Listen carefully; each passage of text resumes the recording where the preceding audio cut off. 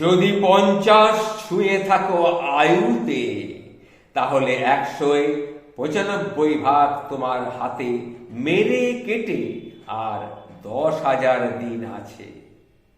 তার কমও থাকতে পারে, বেশি থাকার সম্ভাবনা কিন্তু খুব কম। আর যদিও বা থাকে, সেই বৃদ্ধ লুব্জ শরীরে কতখানি তুমি থাকবে সেটা তো বুঝতেই পারছো। তোমার 50তম জন্মদিনের থেকে তাই 10,000 দিনের উল্টো গুনতি তুমি শুরু করে দাও।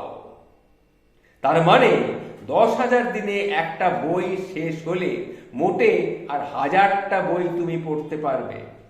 দিনে 2 পাতা করে রবীন্দ্রনাথ পড়লে আয়ুর শেষ দিকে গিয়ে 1600 খণ্ডে তুমি গিয়ে পৌঁছবে।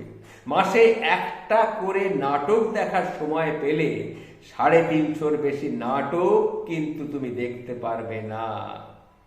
বছরে 4 বার বেড়াতে গেলে পৃথিবীর মাত্র 120টা অঞ্চলে তুমি তোমার উপস্থিতির স্মৃতিতে টের পাবে।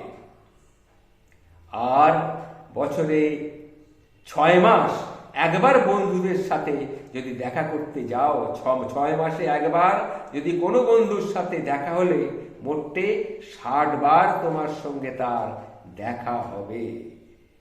এটা 6 মাসে, এটা হিসেবটা বললাম। বছরে একবার দেশের বাড়িতে তুমি যদি যাও, স্রেফ 30 বার তোমার সেখানে যাওয়া হবে। আর এ সবই ধরে নেওয়া হয় তুমি কতটা শারীরিক, কতটা মানসিক, কতটা অর্থনৈতিকভাবে সক্ষম, তার উপরে শুধু সব কিছু নির্ভর করছে। এই 10,000 দিনের বেশ কয়েকটাতে তুমি সমবয়স্ক বা অগ্রজ প্রিয়জনদের মৃত্যু সংবাদ পাবে। বেশ কিছু সপ্তাহ তোমার নিজের বা পরিবারের রোগ ভোগ সেবা শুশ্রূষায় তোমার কেটে যাবে। আরো বেশ কিছু যাবে তোমার পরবর্তী প্রজন্মের নানা সমস্যাগুলোকে সামাল দিতে। এই 10,000 দিনে ক্রমশ তোমার LIC গুলো ম্যাচিওর করে যাবে, অথচ দেখবে সেই টাকাগুলো নিয়ে তুমি কি করবে সেটা তুমি আর বুঝতে পারছো না। সামনে এগোনোর থেকে পেছন ফিরে দেখার সময়টা কিন্তু তোমার বেড়েই চলবে। এই 10,000 দিনের কোনো একটা দুটোতে তোমার চোখের মধ্যে আবার দেখবে ছানি পড়বে। এই 10,000 দিনের মধ্যে দেখবে একটা চোখে কিংবা দুটো চোখে তোমার ছানিও পড়বে। আবার সেই ছানিকে অপারেশন করাতে হবে। কয়েক মাস যন্ত্রণার পর দাঁত তুলে তোমাকে বাঁধাতে হবে। প্রেমপত্রের থেকেও সযত্নে রক্ষিত হবে নানান ধরনের ডাক্তারের প্রেসক্রিপশন। ওষুধের তালিকা খাওয়ার তালিকার থেকে তোমার বেড়ে যাবে। এটাকে, সেই সংখ্যাগুলোকে তোমাকে কি করতে হবে, বুঝে বুঝে ঠিক সামলে 10টা গোল তোমাকে দিতে হবে। এই 10,000 দিনে, এই 10,000 দিনে তোমার হার্টে স্টেন্ট বসবে, হাঁটু কৃত্রিম হবে, আর বেশ কয়েকবার তুমি বলে উঠবে, না আর আর এই জীবনটাকে আমি টানতে পারছি না, এবার গেলেই বাঁচি। বাঁচো, বাঁচো। 50 পেরোলে আর খামোখা তর্ক করে বা খামোখা সময় নষ্ট করো না, কারোর সঙ্গে তর্ক করো না। ঝগড়া ঝাঁটি থেকে নিজেকে দূরে সরিয়ে রাখো।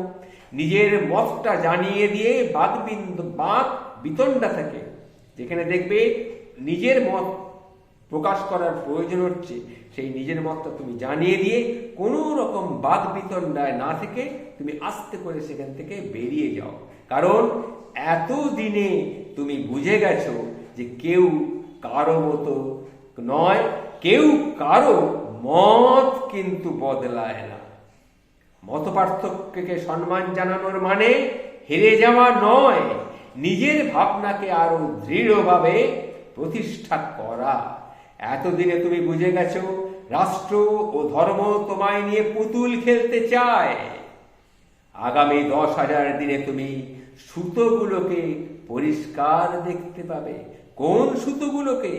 যে সুতোগুলো তোমাকে এতদিন ধরে নাচিয়েছে, সেই সুতোগুলোকে তুমি পরিষ্কার দেখতে পাবে।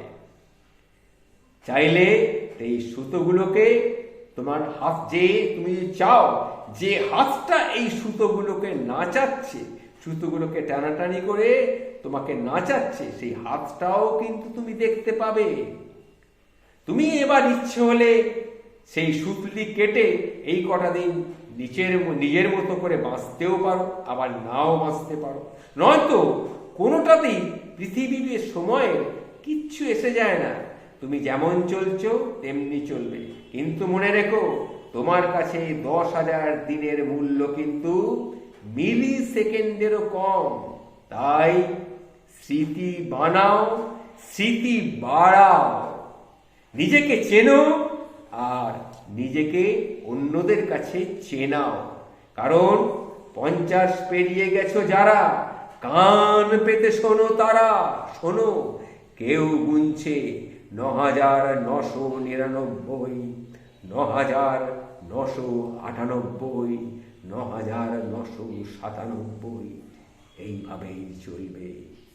আর তোমার ভাগে আর 1000টা মাত্র দিন, এটা মাথায় রেখো। সুতরাং আয়নায় মাঝে মাঝে নিজেকে দেখো, তবে তাড়াহুড়ো করে নয়, ভেবে চিন্তে নিয়ে দেখো।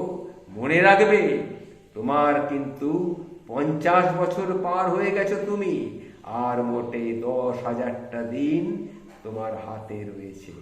এবার কি করবে সেটা তুমি ভেবে দেখো। নমস্কার। এটি আর্যতীর্থর কবিতা থেকে আমি কিছু সংগৃহীত পাঠ আপনাদের সামনে তুলে ধরলাম। অত্যন্ত সময়োপযোগী এবং বিশেষ করে সিনিয়র সিটিজেনদের ক্ষেত্রে অত্যন্ত উপযুক্ত কিছু কথা আপনাদের সামনে তুলে ধরলাম। নমস্কার।